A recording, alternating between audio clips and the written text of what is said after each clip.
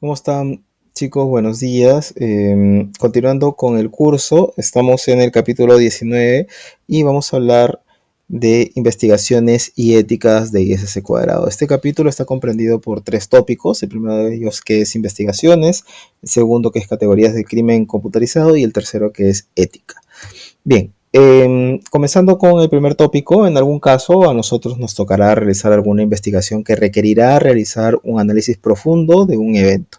Entonces, para realizar dicha tarea debemos conocer algunos tipos de investigaciones, algunas evidencias que sean útiles a las investigaciones y conocer también el proceso de investigación. Vamos a ver los tipos de investigaciones que se muestran en la guía, iniciando por las administrativas, que son más orientadas a resolver problemas de la operación.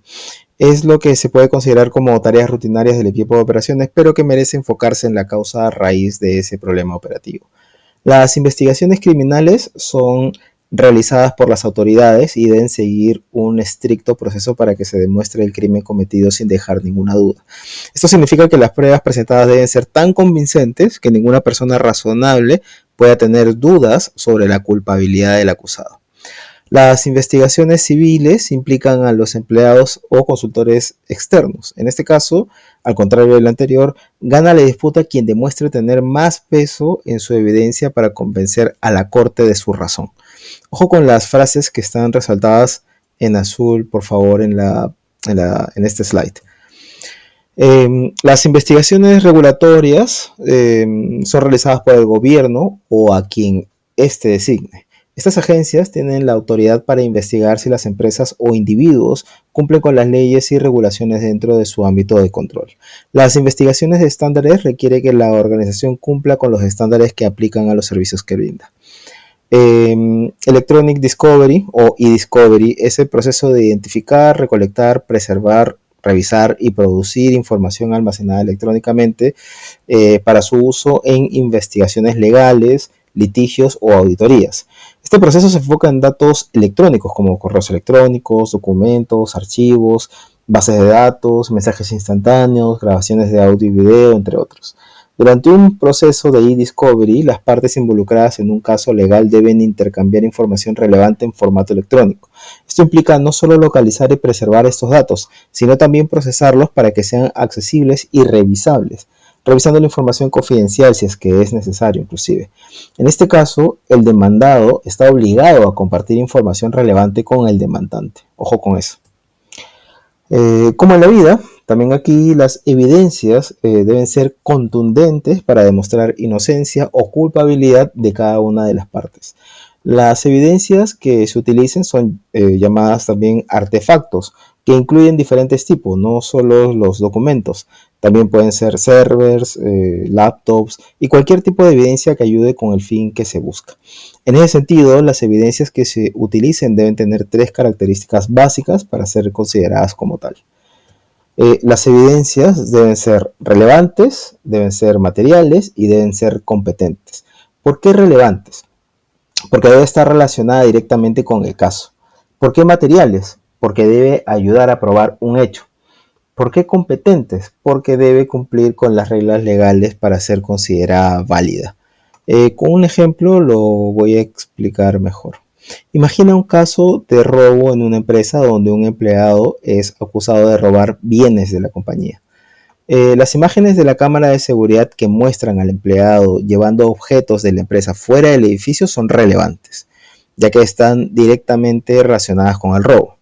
Por otro lado, un testigo que vio al empleado colocar esos objetos en su auto proporciona evidencia material, ya que su testimonio ayuda a establecer un hecho clave, la acción del empleado de sacar los bienes de la empresa. Las imágenes de la cámara de seguridad y el testimonio del testigo son competentes eh, porque fueron obtenidos legalmente. Las grabaciones de la cámara, por ejemplo, deben provenir de un sistema de vigilancia instalado con el consentimiento y conocimiento de los empleados, y el testimonio de este testigo debe ser debe ser brindado bajo juramento y sin coacción. Con base en eso, hay tipos de evidencias que sería bueno conocer que deberán cumplir con las características de las evidencias. La evidencia real u objetiva es la que puede concluir un caso, es decir, podría tener el ADN del acusado en el teclado y de esa forma evidenciar la culpabilidad. La evidencia documentaria son documentos firmados que cumplen con dos reglas. La primera, que se deben utilizar los documentos originales, y la segunda, que los documentos escritos tienen más peso que los arreglos verbales previos o posteriores a la firma de ese documento. La evidencia testimonial es bastante sencilla de entender, ya que se hace bajo juramento. Y la evidencia demostrativa es la que da soporte a la evidencia testimonial, ya que pueden ser documentos o diagramas de red que den peso al testimonio brindado. Chain of Evidence o cadena de evidencia. Como les comenté, la evidencia real debe ser relevante, material y competente, pero también debe ser autenticada. Esto se puede hacer mediante un testigo que debe poder identificar el objeto de manera específica.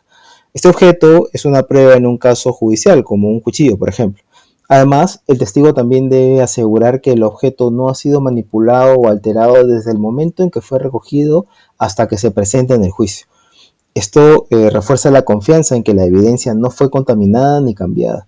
La cadena de evidencia, en este caso, documenta a todas las personas que manejan una evidencia, incluidos los policías que originalmente la recolectan, también los técnicos de evidencia que la procesan y los abogados que la usan en el tribunal. La ubicación de la evidencia debe estar completamente documentada desde el momento en que se recolectó hasta el momento en que aparece en el tribunal para garantizar que se trata realmente del mismo elemento. La cadena debe proporcionar una secuencia ininterrumpida de eventos que den cuenta de la evidencia desde el momento en que se recolectó hasta el momento del juicio.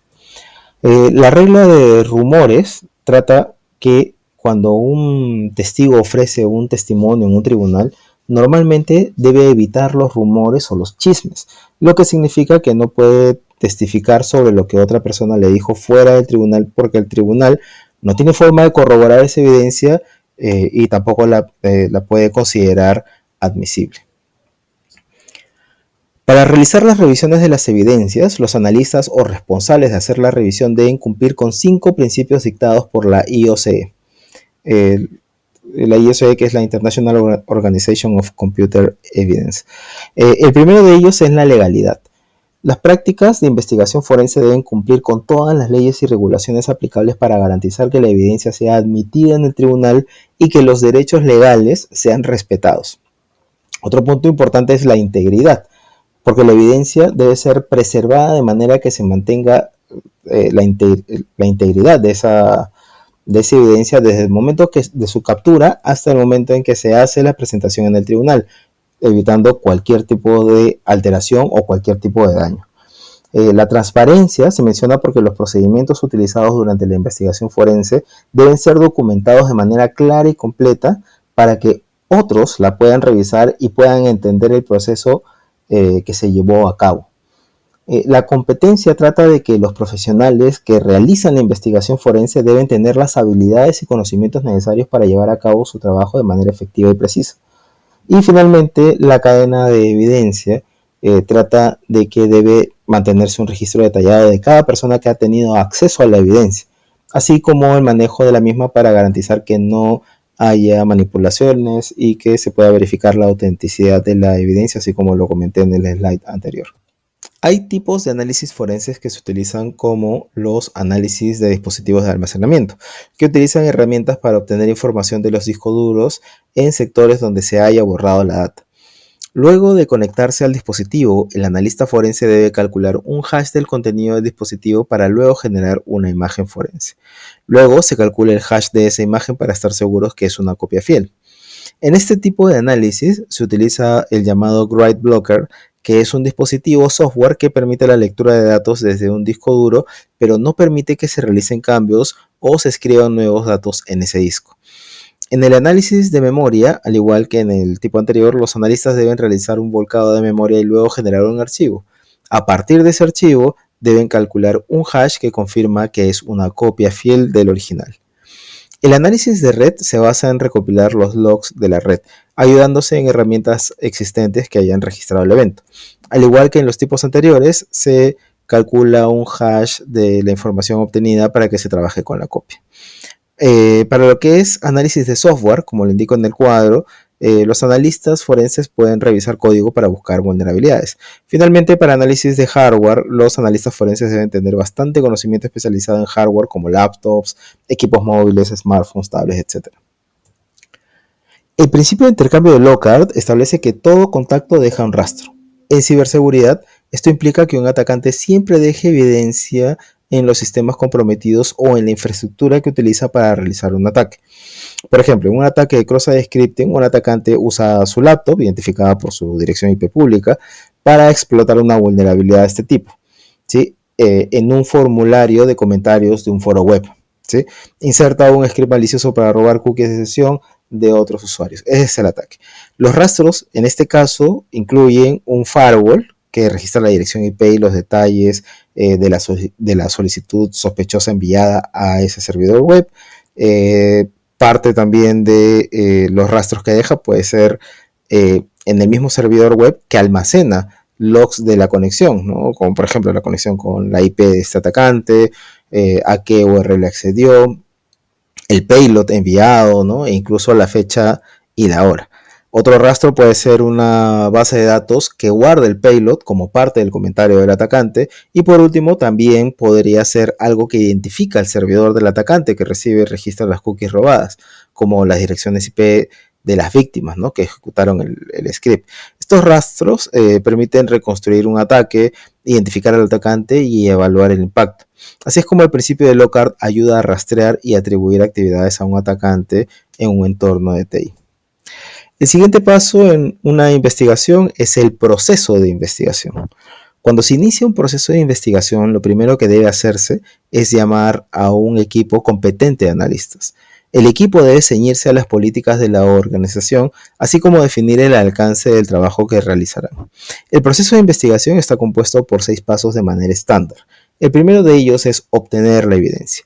Vamos a detallar, este primer paso porque tiene varios enfoques incluidos. El primer enfoque es la entrega voluntaria o voluntary surrender, que es la persona que posee la evidencia y que podría entregarla voluntariamente o dar su consentimiento para que se realice una búsqueda. El segundo enfoque es citación judicial o subpoena, en donde se podría conseguir que un tribunal emita una citación judicial o una orden judicial para que obligue a una persona u organización a entregar pruebas. El tercer enfoque es lo que está a simple vista o Plan View Doctrine, que indica que un agente o un policía que esté cumpliendo una función legalmente permitida puede incautar pruebas que sean visibles y que crea que están asociados al crimen cometido. El último enfoque es el allanamiento o search warrant, que esta opción debe utilizarse únicamente cuando se necesita tener acceso a la evidencia sin avisar al owner de la evidencia. Se debe realizar o tener una sospecha de peso para convencer a un juez de que se permita esta acción. El siguiente paso, luego de obtener la evidencia bajo cualquiera de los enfoques que acabo de indicar, es llamar a las autoridades. En este punto se trata de decidir si realmente se debe hacer esta acción, ¿sí? Porque tomar esta decisión puede implicar beneficios, pero también desventajas, ¿no? Algunos beneficios pueden ser que, no sé, el FBI, ¿no? Por ejemplo, en Estados Unidos traiga expertos que ayuden con la investigación. Otro beneficio sería, aparte, traer un equipo de expertos que utilicen herramientas especializadas para este fin. Pero las desventajas serían los riesgos de que se haga público dicho ataque, lo que generaría desconfianza en los clientes y también seguir con los procedimientos estrictos que tienen este tipo de investigaciones. El siguiente paso, que es el que estoy resaltando ahorita en pantalla, es condicional al paso anterior. La idea es intentar cumplir con los principios de una investigación sólida para garantizar la precisión y la imparcialidad de la investigación. Uno de estos principios sería nunca realizar la investigación en un sistema real que haya sido comprometido. Es mejor obtener una copia de seguridad y a partir de ahí hacer las investigaciones. Otro principio importante es nunca contraatacar o intentar vengarse, ya que podrías impactar a un tercero inocente e incluso estar expuesto a crímenes de TI. Y otro principio adicional es contactar a una empresa privada con experiencia en investigación forense. Otro paso dentro del proceso de investigación son las entrevistas a personas. Hay diferencias entre entrevistar e interrogar, porque la entrevista es para obtener información relevante, pero no sospechas de esa persona. Pero en una interrogación sí sospechas que esa persona está involucrada en un delito y puede tener información que se puede utilizar en un juicio. Entonces, para eso se debe planificar qué puntos se tocarán con esa persona. Esta planificación puede ser el uso de un checklist para que no se escapen detalles importantes de la conversación, por ejemplo. Por otro lado, siempre es recomendable que lo haga una persona experta en este tipo de situaciones y que se cumplan con las leyes que estén relacionadas a la detección e interrogación de una persona. Así como siempre consultar o asesorarse con un abogado para evitar problemas legales. El siguiente paso es mantener la integridad de los datos. Son varios puntos resaltantes aquí, como por ejemplo que la evidencia puede ser inadmisible si se altera durante su recuperación. Entonces, debes demostrar que se mantuvo su integridad en todo momento. También se deben proteger los logs en todo momento, porque los atacantes suelen modificar logs tras un ataque. Se deben centralizar los logs en un servidor seguro para evitar que se alteren. Es recomendable también utilizar firmas digitales para demostrar que los logs no fueron manipulados. Y el último paso en este proceso de investigación es el informe.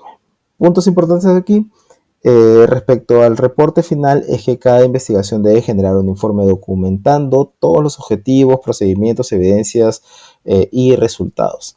Este reporte se debe preparar en el contexto de que se puede utilizar en una corte. Además, las personas que lo elaboran deben estar debidamente capacitadas para hacerlo. Y como en toda gestión, se debe tener solo un punto de contacto para hacer la comunicación más eficiente. Por otro lado está la categoría de crimen computarizado y su clasificación, ya que existen diversas motivaciones para iniciar un ataque y pueden ser por obtener dinero o por venganza inclusive. ¿Sí? En este slide muestro diferentes categorías de ataques computarizados, cada uno con sus propias motivaciones y objetivos específicos. Como por ejemplo los ataques militares, los ataques hacia las empresas, los ataques financieros, terroristas, ataques por rencor, inclusive. Y por último están también los ataques por emoción, ¿sí? Así como también los ataques llamados hacktivismos. Finalmente, el último tópico de este capítulo son los códigos de ética. Bien, ISC Cuadrado tiene códigos de ética que luego de aprobar el examen y obtener el certificado, todo profesional debe seguir.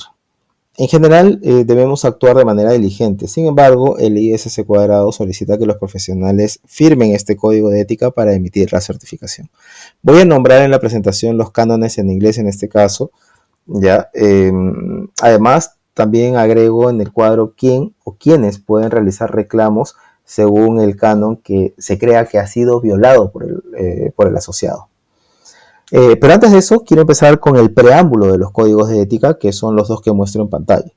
Tal cual lo que indican, pese a que está en inglés, pero lo que indican es que el primero de ellos es la seguridad y el bienestar de la sociedad, el bien común, nuestro deber hacia quienes representamos y hacia los demás que exigen que sigamos. Y que se perciba que seguimos los estándares éticos más altos en nuestro comportamiento. Por eso, cumplir estrictamente con este código es un requisito para obtener la certificación. En ese sentido, los cánones de los códigos de ética son los siguientes. El primero que es proteger a la sociedad, el bien común, la confianza pública y la infraestructura. Nosotros tenemos una gran responsabilidad social y debemos garantizar que nuestras acciones beneficien al bien común. El segundo canon, actuar con honor, honestidad, justicia, responsabilidad y legalidad. La integridad es fundamental para realizar nuestras funciones, ya que no podemos ser efectivos si otros dentro de nuestra organización, la comunidad de seguridad o el público dudan de la precisión de nuestras recomendaciones o de nuestro trabajo en general, ¿no? El tercero es, hay que ofrecer un servicio diligente y competente a quienes te contratan. Aunque tenemos responsabilidades hacia la sociedad en general, también debemos cumplir con quienes nos han dado la confianza para proteger su infraestructura, garantizando, o debemos garantizar en realidad, un servicio imparcial y profesional. Y el cuarto canon es promover y proteger la profesión. Nuestra área evoluciona constantemente, por lo que debemos mantener nuestros conocimientos actualizados y contribuir al crecimiento del conocimiento colectivo de la comunidad. De hecho, es por eso que hacemos este curso, para ayudar y facilitar a los profesionales en seguridad la lectura de la guía y los conceptos que están dentro de ella, porque la guía no es tan sencilla, la guía abruma, ¿no? Por la cantidad de información que está dentro de ella, con muy pocos gráficos, etcétera, etcétera, etcétera. Esperamos realmente que estos capítulos que hemos desarrollado les ayuden a tener un mejor entendimiento, y si ustedes ven que hay cosas que mejorar, indíquenlo en los comentarios para también mejorar nosotros, ya que queremos lanzar más cursos de otras especialidades dentro del mismo ISC cuadrado, como el curso de SC, y bueno, algunos demás que podamos también desarrollar. Y también queremos expandirnos un poco más para ver si podemos tocar cursos de Azure, AWS, pero siempre necesitamos su feedback con críticas constructivas y objetivas de qué hay que mejorar para beneficiarnos todos. Y para acabar con esta parte, les dejo en este slide quiénes son las personas que pueden realizar reclamos a ISC cuadrado por un comportamiento no adecuado. Como que cualquier persona puede generar reclamos por un mal comportamiento de un profesional certificado de ISC cuadrado respecto a los dos primeros cánones, que son los de proteger a la sociedad y actuar de manera honorable. Por otro lado, tu empleador, tus clientes o los terceros con los que trabajas pueden generar reclamos ante el ISC cuadrado si no cumples con el canon 3. De igual manera, cualquier otro certificado en ISC cuadrado podría generar reclamos por los incumplimientos al canon 4. Con este capítulo culminamos el capítulo 19 y también el dominio 7. Muchas gracias por su atención, no se olviden de darle me gusta y suscribirse al canal. Nos vemos en el siguiente capítulo.